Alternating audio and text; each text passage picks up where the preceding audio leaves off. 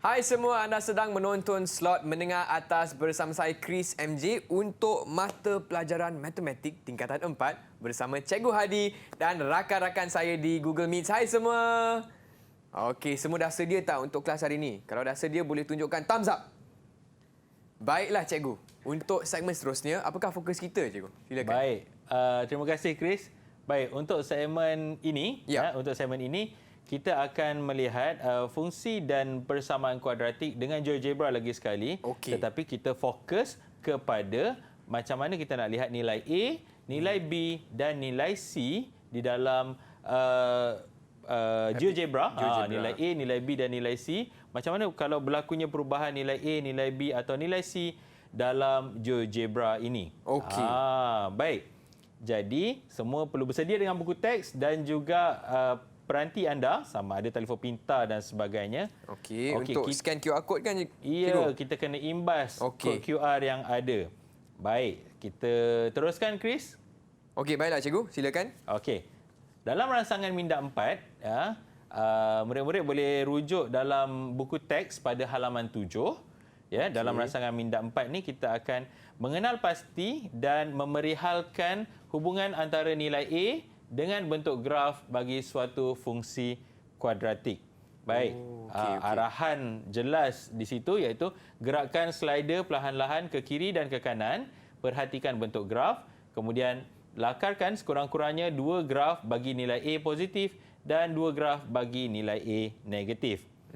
Baik, yang ini adalah kod QR yang perlu diimbas oleh murid-murid untuk kita lihat apakah aktiviti yang ada pada GeoGebra ni. Okey, bersedia Chris? Sedia Cikgu dah. Okey, kalau dekat peranti saya ni, saya kena tekan kamera.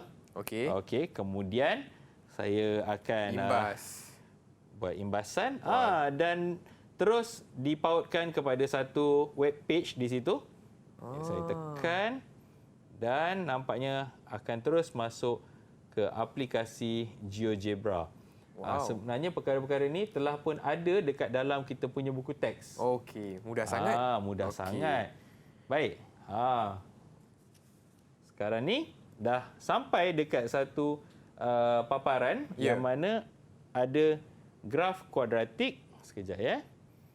Graf kuadratik. Dan kita ada warna merah tu nama dia slider. Slider.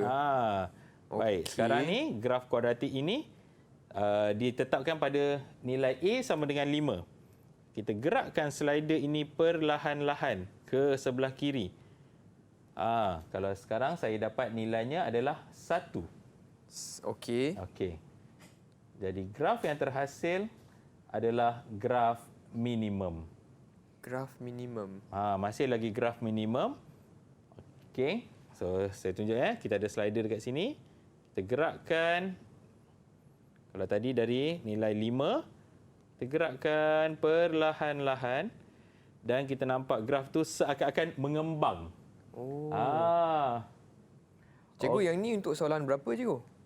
Soalan ni rangsangan minda 4. Halaman muka surat 7 Ya, betul. Halaman 7. Okey. Apa kata kalau kita gerakkan lagi ke sebelah kiri lagi sehingga nilainya menjadi negatif? Graf saya dah jadi terbalik ni. Graf saya dah jadi kat bawah dah ni. Dah jadi graf minimum. Ya, dah jadi graf maksimum. Dah jadi graf maksimum. Okey, jadi mereka yang sedang menonton ni boleh cuba imbas kod QR, kemudian boleh sama-sama kita sertai aktiviti ini. Makin kita gerakkan, kita akan nampak perubahan pada graf. Okey. Okey. Faham Cikgu? Dapat? Dapat slide tu. Slider dia. Okey. Cikgu nak tanya murid-murid cikgu yang dekat dalam Google Meet. Okey. Apakah satu kesimpulan yang dapat awak buat daripada aktiviti ini? Apa yang maklumat yang awak dapat daripada aktiviti ini? Siapa nak bantu Cikgu? Cepat. Naim nampak cepat Tak maaf Aisyah. Aisyah sekejap lagi Aisyah sekejap lagi. Naim, apa maklumat yang awak dapat? Jika nilai A lebih besar daripada kosong, graf akan membentuk titik minimum.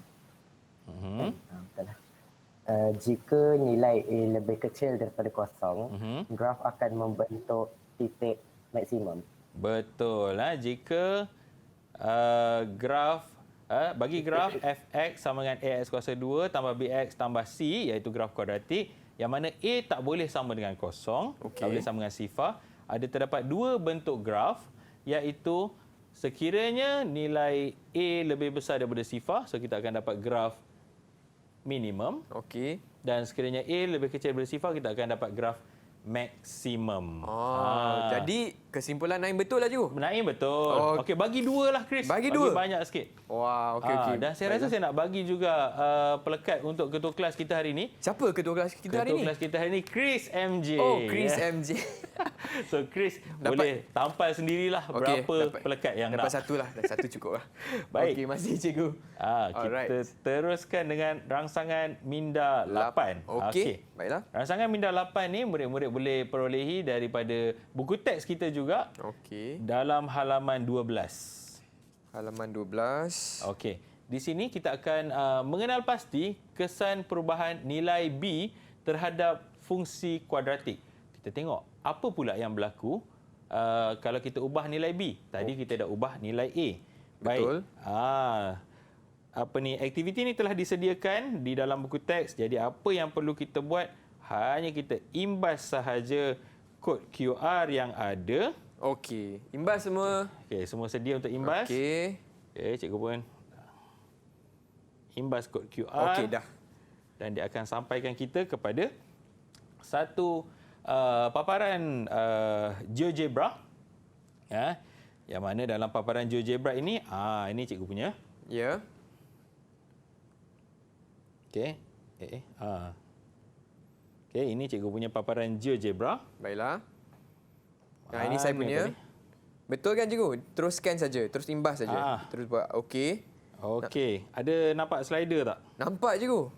Slider untuk B. Yes, value B. Tadi slider untuk nilai A, sekarang slider untuk nilai B. Okey. Jadi kita gerakkan slider itu. Okey, boleh gerakkan ke kiri dan juga ke kanan. Kita nampak apa yang berubah? Adakah bentuk graf berubah ataupun perkara lain yang berubah? Siapa nak bantu cikgu? Okey, saya bagi clue dulu. Ada garisan yang tengah-tengah tu Chris. Ya. Dan juga murid-murid cikgu. Namanya adalah paksi simetri. Paksi simetri. Okey, catat nota nama dia paksi simetri. Okey, kalau kita gerak-gerakkan slider tu, apakah perubahan yang berlaku? Boleh tak kalau cikgu nak bagi peluang dekat Aisyah jawab? Sebab tadi Aisyah dah angkat tangan serentak dengan Naim tadi kan? Okey, Aisyah apa? Yang berubah ialah kedudukan paksi simetri. Ya, betul. Kedudukan paksi simetri akan berubah sekiranya nilai B berubah. Selama ni kita buktikan melalui kertas graf. Kita buat persamaan, kemudian kita plot, baru kita dapat paksi simetri dan sebagainya. Tetapi dengan menggunakan aplikasi GeoGebra dan juga kod QR yang telah disediakan di dalam buku teks, kita boleh terus menggerak-gerakkan slider sahaja untuk mendapatkan maklumat yang baru. Okey, faham. Jadi Aisyah betul lah tadi kan jawapan dia? Betul, Aisyah betul. Okey, dapat satu ke dua cikgu? Bagi satu. Satu. Okey, hebat Aisyah. Betul. Jadi nilai B ini akan menentukan paksi simetri. Okey. Jadi jika nilai B meningkat, paksi simetri akan ke kanan ke kiri? Ya. Soalan yang bagus, Chris. Baik, kita boleh lihat sekarang. Kat sini. Okey, baiklah. Dia ada dua situasi. Okey. Situasi yang pertama adalah jika A lebih besar daripada sifar, kalau nilai B lebih besar daripada sifar, maka paksi simetri akan berada di sebelah kiri paksi Y. Okey. Kalau nilai B lebih kecil daripada sifar, maka paksi simetri akan berada di sebelah kanan paksi Y. Okey, faham. Dan jika nilai B adalah sifar, maka paksi simetri adalah di tengah-tengah, iaitu pada paksi Y. Okey. Itu untuk graf minimum.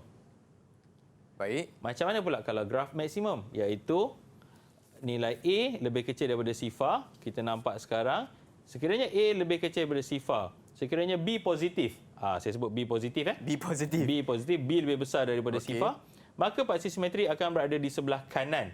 Nampak, kalau tadi ini kiri, yang ini jadi kanan. Okey, faham. Kalau B negatif, iaitu lebih kecil daripada sifar, maka paksi simetri akan berada di sebelah kiri paksi Y. Okey.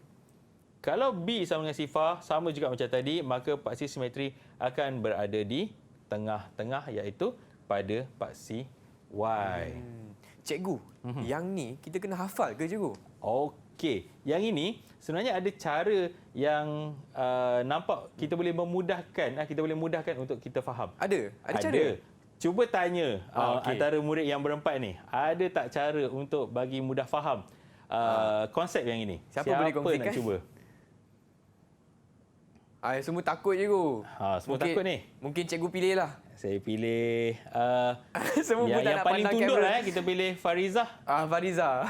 Farizah. Okey. Silakan Fariza. Silakan Farizah. Ya, cikgu. Macam mana kalau nilai A dengan B sama-sama positif, paksi simetri akan berada di mana? Paksi Y. Tak, kalau nilai A positif, nilai B positif, jadi paksi simetri akan berada di sebelah kiri atau kanan? Kiri. Kiri. Okey, kalau tengok pula dekat bawah, nilai A negatif, nilai B negatif. Okey, nilai A negatif, nilai B negatif. Paksi simetri akan berada di sebelah? Di sebelah? Paksi simetri akan berada di sebelah kanan. Cuba tengok betul-betul. Kiri lah. Kiri jugalah Farizah. Okey, tak apa. Ni mungkin kali pertama cikgu. belajar. Okey, Jadi, tak apa. apa yang cikgu boleh kongsikan dekat sini, sekiranya nilai A dan B sama-sama positif, Okey, paksi simetri sebelah kiri. faham. Kalau nilai A dan B sama-sama negatif, paksi simetri di sebelah kiri. Maknanya kalau sama-sama positif atau sama-sama negatif untuk nilai A dan B, maka paksi simetri akan berada di sebelah kiri. Okey. Kalau dia tak sama, dia akan di sebelah kanan. Kalau nilai B itu sama dengan kosong, dia di tengah-tengah. Okey, cikgu. Ya. Apa kata kita bagi Fariza lagi satu peluang untuk jawab soalan, boleh tak? Boleh. Okey, Fariza. Farizah, macam mana, apakah kesan nilai B sekiranya, apakah kesan pada paksi simetri sekiranya nilai B adalah sifar?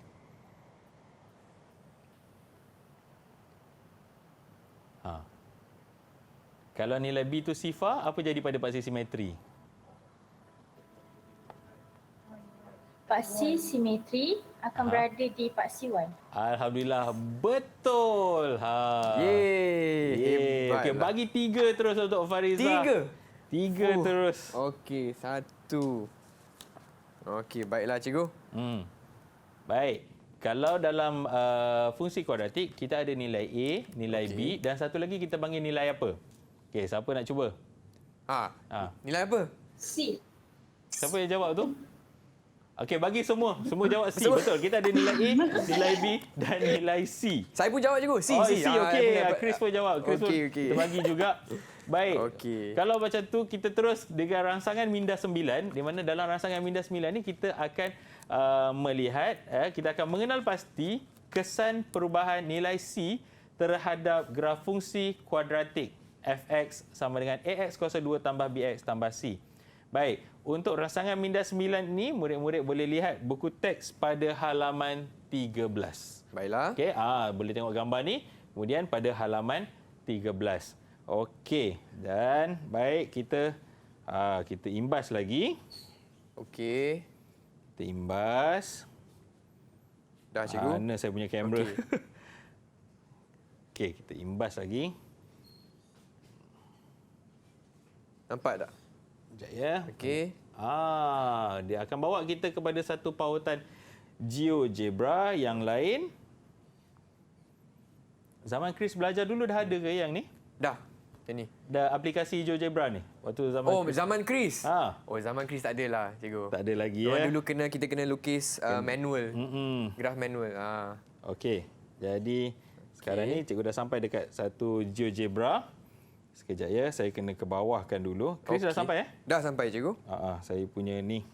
Saya dapat graf yang ni graf minimum. Okey, graf minimum. Ya. Okey, saya pun ada graf minimum ini sekarang. Jadi sekarang kita ada satu slider dekat bawah tu. Ya. Jadi kita gerakkan slider itu ke kanan Ke kanan, dan ke kiri. ke kanan dan ke kiri. Nampak apa yang berubah sekarang apabila kita gerakkan slider itu?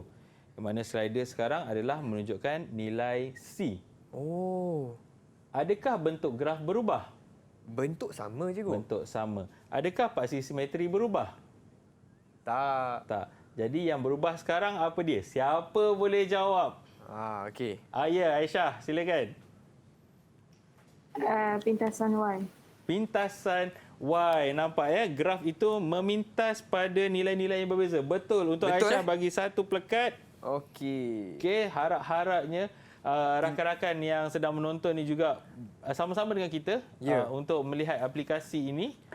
Baik. Kalau kita gerakkan semakin tinggi, apa yang akan berlaku kepada nilai C? Kalau kita gerak semakin tinggi, adakah pintasan semakin di atas atau semakin di bawah? Okey, Aisyah. Aisyah lagi.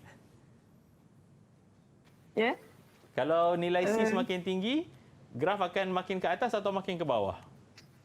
Makin ke atas. Makin ke atas. Bagus Aisyah. Hari ini Aisyah cukup Hebat. pantas sekali. Okey. Baiklah. Nilai C akan menentukan kedudukan pintasan paksi Y. Ya. Okey. Jadi nilai C ini menentukan kedudukan pintasan paksi Y. Jadi bagi graf kuadratik, graf fungsi kuadratik, kedudukan pintasan Y bagi satu graf fungsi kuadratik akan ditentukan oleh nilai C. Okey, kalau kita nampak sini, inilah dia pintasan paksi Y. Ini adalah pintasan paksi Y. Okey, jadi tadi jawapan Aisyah betul kan cikgu? Betul. Okey, jadi dia dapat ganjaran. Betul, silakan. Okey. Baiklah cikgu. Ya. Kita pun tadi dah kita dah teroka nilai A, nilai Nilai B, B. dan sekarang kita dah sampai dekat nilai C. Nilai C. Okey, untuk graf kuadratik menggunakan GeoGebra. Betul. Okey, baiklah cikgu, apa kata kita berehat sebentar boleh tak cikgu? Boleh, tak ada masalah. Okey, kepada murid-murid di rumah, jangan ke mana-mana, kembali lagi ke slot menengah atas untuk matematik tingkatan 4.